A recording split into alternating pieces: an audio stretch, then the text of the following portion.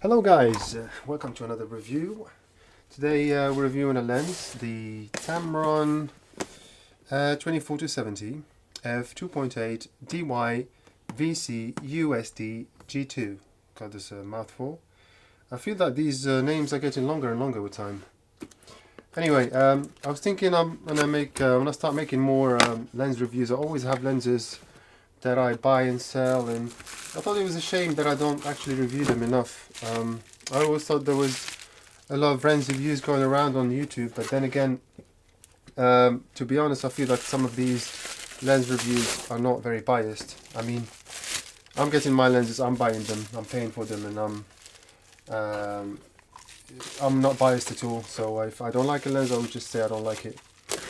But also the other thing I thought I'll do more is not compare these lenses, but for example, with this lens I use a lot of adapters. I use a lot of these, what's it called, telephoto converters, metabones, you know, all different kind of things that you add to your lens, or that come between your lens and the camera. And I think that this is very important as well in telling which lens is good for you, because sometimes you could have the one lens and just have, and you know, add a teleconverter and then make it you know, make more use out of it. But anyway, we'll get to that a bit later.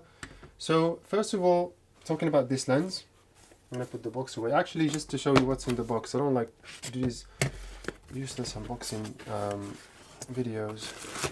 You get this, you get the lens cap, and basically everything else that's in the menus that nobody really reads or cares about.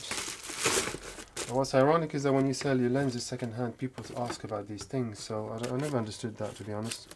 And you lose a lot of value just by not selling not keeping the box and the menu and the user manuals.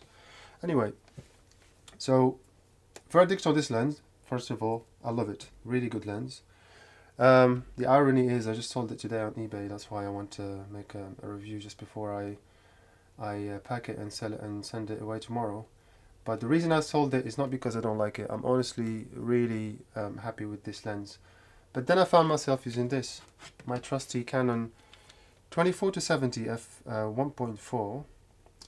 I'll tell you in a minute why I chose this over that. Actually, you can see already that, you know, it's this is smaller. Granted, this is obviously a 2.8 and this is a 2.4, but then again, I use a speed booster. Where is it? I use a speed booster with this Canon, and the speed booster makes this a 2.8. And to be honest, it's all I need. I don't need amazing quality. I do video most of the time, and with video, you don't want, you know, really high quality, high contrasted images. So video most of the time, this will do. This combination. So yeah, it is heavier than the Canon, slightly. I wouldn't say heavier. It's just maybe like a couple of 100 grams heavier than the Canon.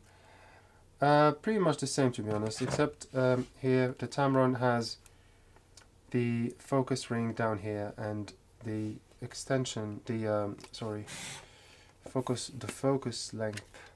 length over here. So basically, it's the opposite of the Canon. So the Canon is kind of the other way around. So if you're used to the way the Canon L lens is made, you probably have to get used to this again. Yeah. So other than that, I mean, quality-wise, like I said, this is very sharp. Probably the sharpest lens I've used, even sharper than this. And this has always been my favorite, to be honest, when it comes to shooting video. Focus speed, obviously the Canon is more native, if you're using a Canon, that is. By the way, actually, funnily enough, don't use either of these with Canon right now. I mean, I haven't used them. I haven't used this one with a Canon for about 3 years now. Been using Sony, and because I've been using Sony, obviously I've been using adapters, and these two are my go-to adapters so far. Metabones is way too expensive. I think I never really got to use the Metabones because it's too pricey. So what I use is basically something called Vitrox EF E2 I'll leave a description below so that you can buy it if you want. It's a speed booster. Obviously, if you are using a crop sensor or APS-C camera, the speed booster would give you back your original focal length or close to it, and also you get a faster lens. So this f4 will become f2, 2.8, and actually the Tamron, which is already an f2.8, becomes an f2, and this combination is just mind-blowing. Speed booster with the Tamron 2.8 gives you such a shallow depth of field and such a great performance in low light that it's you don't need any other lenses, to be honest. So you have a 24-70 zoom on an APS-C. That would be you guys do the math. I think it's 45 to 105 or something like that. So with this combination, with the speed booster, I feel the video focus is better. With this one, the video focus is better on the speed booster, but then if you want to use it for photos, the regular adapter has better autofocus. It's almost as good as the original, as the Metabones, or if this was actually native. It's very fast. Eye autofocus works. Everything works, to be honest. It's very, very, very quick. Another thing, aside from speed boosters, I use these teleconverters with a lot of my lenses. I use the Kanku, which model is that? Kanku Pro 300. When used with this, it gives you double the focal length, and if you're using a speed booster, it kind of they negate each other. So with this you lose 2 stops of light, with this you get 1 stop of light back. So that's one thing. But the lens itself, honestly, very, very, very nice lens, very sharp, very fast to focus. Like I said, eye autofocus works great. If you're using it with Sony, again, depending on your adapter. With Sony, it does such a good job. It works really well. Video autofocus is amazing. Image stabilization, what do they call it here? OSS? No, VR for Tamron. VR works amazing as well. It's probably one of the steadiest. Next to this, it's probably one of the best the best VR I've seen, or image stabilization I've seen in a lens, especially at this focal length. So if I recommend buying this? Yes, I would. If you can get it at a good price, because now I think they're quite expensive. They're about £1,000 new. I bought this at there was a discount basically, so I bought it a bit cheaper. But then, selling it again now, I kind of like sort of losing a bit of money. But then again, I found myself not using it, so I thought, I'll just keep using the lens that I've always used. And I can't really sell this one because it's getting, it's beaten up here. I'll try and show you how it autofocuses with the adapters that I've just shown you, so that if you guys want to consider doing that, if you want to use it with a Sony, for example, you will know what you get into. Right, so this is a test with the Camelite EFES adapter. As you can see, the autofocus, continuous autofocus is working really well. Right, so slightly wider focal length now. As you can see, it's snappy most of the time. It's just that sometimes it wouldn't focus unless I turn the camera on and off. Yeah, so it's, as you can see now, it's focusing well. So let's try the speed booster. Make sure it's not in contrast mode, by the way, because that could throw it off as well. So other than that, it works okay. I think the other one is a bit snappier, but it does work when it does. Now let's go to video mode on the speed booster. This is a autofocus test, video autofocus. As you can see, it works really well.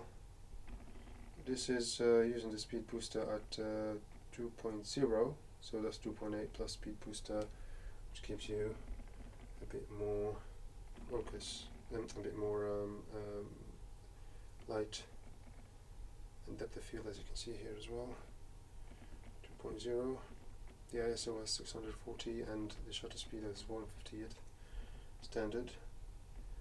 let's go a bit further. So this is a 17mm now. See, focuses. Sometimes it's like it jumps up, but most of the time actually it's quite good to focus. As you can see, video quality is also great, as you can see. Right, so now this is the video focus with the regular adapter. So I think it's slightly slower than the Metabones. The Viltrox. It does actually now. It works surprisingly well. Sometimes it doesn't. These things are not exact science, so you never know when they will work and when they will just give you the hardest time. Now, for example, you can see it's just hunting a bit, but then it will focus again. It's a 50mm. The settings are exactly the same as earlier, except now it's the aperture is at 2.8 because obviously we can't go any higher, any lower than that. So something cool I wanted to show you earlier as well.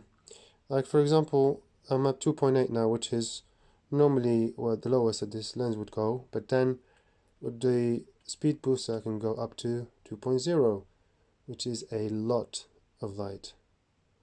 And I actually tried it with the lens that was 1.8. It was slightly brighter, and it was exactly the same. Well, it's almost the same exposure. So yeah, like for example, look here now. I'm ISO 100 in low light in a room where it's just lit by a tiny light.